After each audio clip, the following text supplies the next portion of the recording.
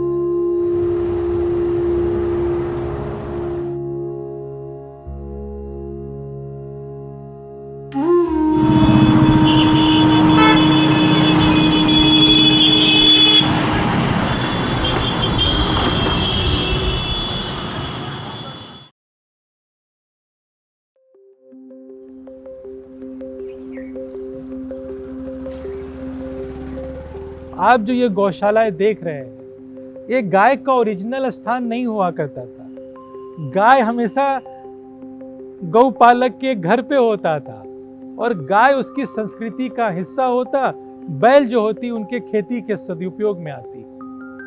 आज उसी modern age में ट्रैक्टर पे सब्सिडी है, गौपालन पे सब्सिडी नहीं है। हम इतने सांसारिक हो गए हैं ना, इतने सांसारिक हो गए हैं। So what he was describing is how things around the cow used to go. The cow, it wasn't separate from life. It lived inside. It was part of the home, part of farming, part of how rural India functioned. And at the center of all of that were the Desi Gai, breeds that actually fit this land, this climate, this way of life. But over time, things began to change. And as they changed, the Desi Gai slowly started disappearing from everyday life. So the question is, what exactly went wrong? 1970 में जब white revolution आया, कुछ लोगों ने जो policy maker थे उन्होंने उस समय विदेशी नस्ल की गाय, विदेशी नस्ल के सांड लेके आए। उनसे देसी नस्ल की जो गाय है, जो डिफरेंट एग्रो क्लाइमेटिक में जो पाई जाती हैं, उनके साथ हमने क्रॉस ब्रीडिंग कर दी।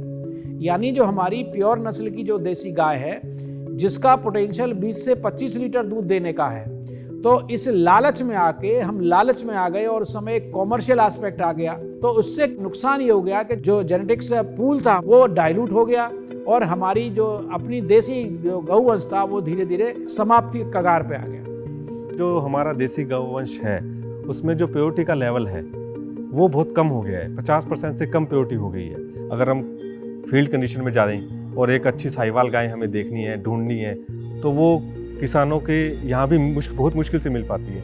इनकी संख्या लगातार कम हो रही है। क्रॉस ब्रीडिंग का सबसे बड़ा नुकसान तो ये है कि हमारा अपना जो जेनेटिक मटेरियल था वो हमने उसको डाइल्यूट कर दिया और जो हमारी देसी नस्ल थी वो नस्ल रही नहीं, वो संकर नस्ल बन गई। दूध बढ़ा, पहली जनरेशन F1 जनरेशन तक दूध बढ़ गया, F2, F3, F4 जब जनरेशन जाएगी दूध धीरे धीरे कम हो गया। तो एक तो उपयोगिता कम हो गई, प्लस उसके अंदर अडेप्टेबिलिटी जो यहाँ के क्लाइमेट के लिए थी वो उसी कम हो गई। तीसरा, उसके अंदर बीमारियां आने शुरू हो गई, रिप्रोडक्टिव प्रॉब्लम थी वो आ गई। और चौथी, देसी नस्ली गाय थी वो कम चारा खाती थी और जो हमारा चारा था उस पर वो जीवित रहती थी, वो रहेगा नहीं। मेंटेनेंस ज़्यादा हो गई तो सब नुकसान ही नुकसान है। See, you can explain all of this very neatly in terms of policy, crossbreeding, and changing priorities. But for a farmer, it doesn't feel like that. It comes down to something very basic.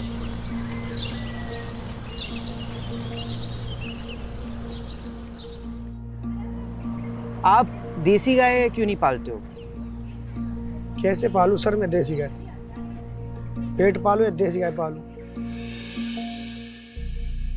उस किसान ने सच बोला।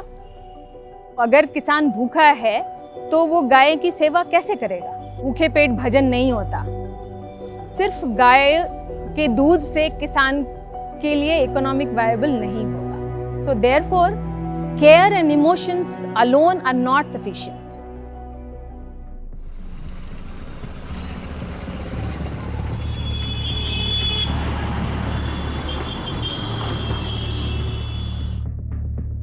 What we are seeing today is not a new problem.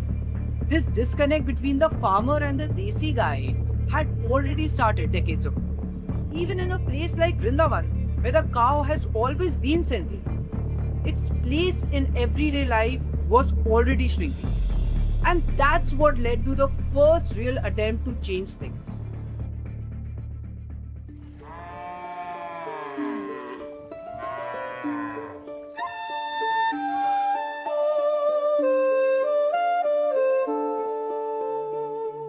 Krishna का एक नाम गोपाल भी है, परंतु उसी गोपाल के अपने स्थान वृंदावन में एक समय ऐसा आया कि गायों की दुर्दशा होने लगी।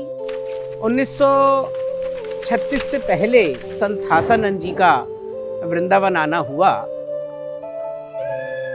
उस समय यहाँ के जो जमींदार होते थे वो गाय को चारा खाने के लिए भी एक टैक्स के रूप में, एक पुच्छी कहते हैं, उसको वसूलते थे। तो संत हासानंद जी कान्हा की इस नगरी में गायों की इस दशा से बड़े विचलित हुए और उन्होंने पंडित मदन मोहन मालवीय जी को एक पत्र लिखा जिसमें उन्होंने गायों की दुर्दशा का वर्णन करके चिट्ठी लिखी। तो 1936 में उन्होंने गायों को चरने के लिए 1006 एकड़ जगह क्रय की। What started here was an attempt to protect the cow, a place for it to roam freely, graze freely. But over time, it became clear that this wasn't enough. Because after independence, life itself had already started to shift.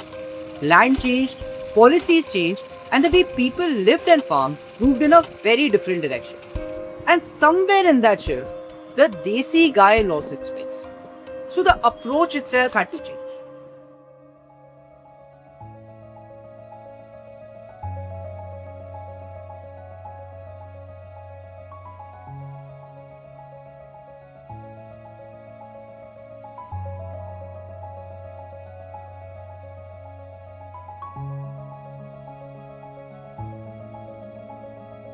जो मथुरा वृंदावन जनपद है उसमें लगभग 150 गौशालाएं हैं और जिनमें लगभग 1.5 लाख गौवंश यहाँ हैं। ये भी उन 150 गौशाला में सम्मिलित है, पर इसको हम गौशाला शब्द ना कह के इसको हमें गौ संवर्धन केंद्र का नाम दें। साइंटिफिक ब्रीडिंग सेंटर का मतलब होता है कि एक तो नस्ल अच्छी होनी चाहिए, मैनेजमेंट है वो हम साइंटिफिकली कर रहे हैं, हम जो भी देते हैं वो किसान के हिसाब से इसको खिलाते हैं। इसकी जो ब्रीडिंग है सेलेक्टिव ब्रीडिंग का मतलब होता है कि बढ़िया नस्ल का सांड मिले, सांड नहीं है तो उसका सीमन मिले और उससे हम इनकी ब्रीडिंग कराते हैं। प्लस इसका हेल्थ मैनेजमेंट, प्रॉपर वैक्सीनेशन, समय पे वैक्सीनेशन करते हैं, पेट में कीड़ों की दवाएं देते हैं। जो गौशाला की जो पूरी वर्किंग है उसको मैं 3 पार्ट में डिवाइड करूँगा। एक तो गायों की न्यूट्रिशन से रिलेटेड, सेकंड पार्ट है गायों की मिल्किंग से रिलेटेड, थर्ड पार्ट है गायों की ब्रीडिंग और गायों की हेल्थ के बारे में।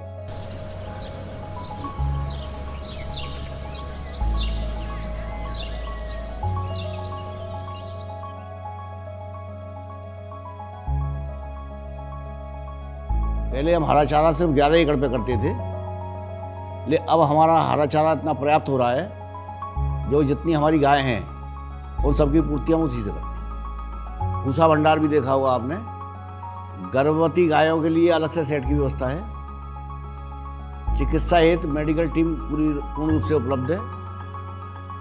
जब मैं 2018 में स्टार्ट किया था तब 20 गाय की संख्या थी जिनको हम ब्रीडिंग में रख रहे थे, और 2018 से आज के टाइम की बात करूं तो हमारे पास 1256 गोवंश हो गया है, जिसमें लगभग 550 गायें हैं हमारे पास जो अडल्ट गायें हैं। लगभग 502 बछियाँ हमारी तैयार हैं। हमारे पास 250 के आसपास नंदी हैं जिनको हम यहाँ पाल रहे हैं।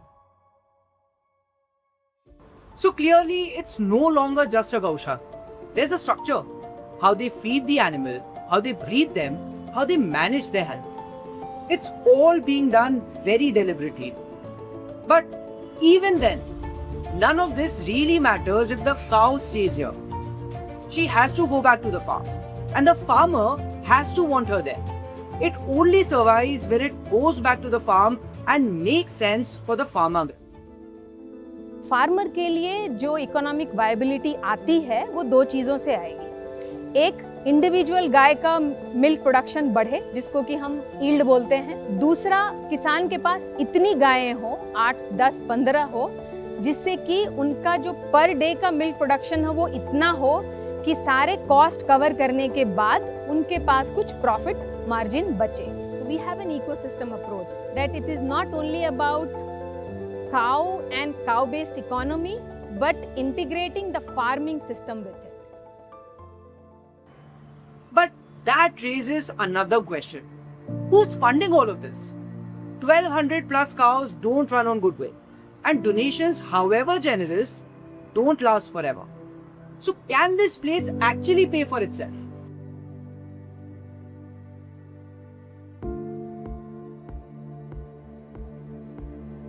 दो 2015-16 में मधुरामृत घी की यात्रा शुरू हुई। उस समय कंट्रीब्यूशन ना के बराबर था। 5 लीटर घी से शुरुआत हुई। आज की तारीख में हम 500 किलो पे लेके आए हैं। उसका करीब 5 लाख रुपए पर मंथ का सहयोग हसनंद गौशाला को जा रहा है। 2030 तक हम लोगों ने टारगेट बनाया है 2500 लीटर घी पर मंथ बेचेंगे और 10 लाख से के आसपास कंट्रीब्यूशन करेंगे। 4 लाख लीटर दूध का प्लांट है मेरा घी शिरडी साईं बाबा मंदिर में जाता है, मिलिट्री कैंटीन्स में भी जाता है, लेकिन मैं स्वयं भी अपने घर में अपनी किचन में मधुरामृत घी यूज करता हूँ।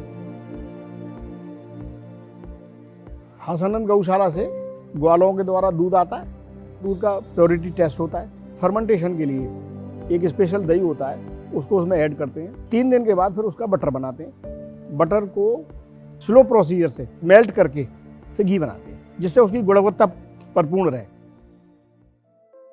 There's also a limit here. Everything we've spoken about so far still depends on milk. But a cow does not give milk forever. So what happens to the system when that stops?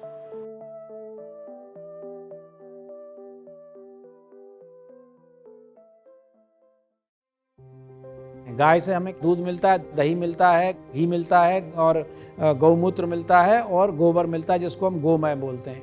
इन पांचों को मिला के जो चीज़ बनती है उसको हम पंचगव्य बोलते हैं। पंचगव्य की उपयोगिता, उसकी मेडिसिनल वैल्यू क्या है, इसके ऊपर बहुत अनुसंधान किए गए हैं। हमारी गाय के यूरिन का तो पेटेंट है। Obesity, blood pressure, diabetes, cancer, human के लिए बहुत सारी ऐसी बीमारियां हैं जिसमें पंचगव्य थेरेपी दी जाती है। पंचगव्य या जो गौमूत्र से बनी हुई इंसेक्टिसाइड बहुत ज़्यादा इफेक्टिव है। नेचुरल फार्मिंग बिना देसी गाय के नहीं है। But let's be real. A fully integrated system like this cannot work in isolation. One Gaushala in Vrindavan, however well it's run, is not the answer. It's just a start. It will only matter if it reaches the farmer who has never heard of any of it. For 10 years, as an institution, we are present in every village where we have built the connection with the farmer. We have given them pure desi breed of cows, and we have established a marketing channel for all the milk that is produced in Braj from pure breed of cows. जो आगामी योजनाओं में है कि हम अपनी गौशाला से हर किसान को देसी गाय की बछिया दें, जिससे कि उनका विकास होगा और हर घर में गाय होगी। हर घर में गाय होगी तभी गाय बचेगी। गौशाला से गाय नहीं बचेगी जब तक हर गांव में, हर घर में गाय नहीं पहुंचेगी, जब तक गाय नहीं बचेगी। And maybe that's what this is really about.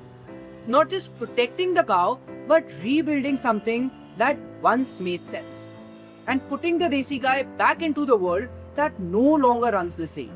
Where every day has a cost, every decision has a trade-off, and nothing survives on belief alone.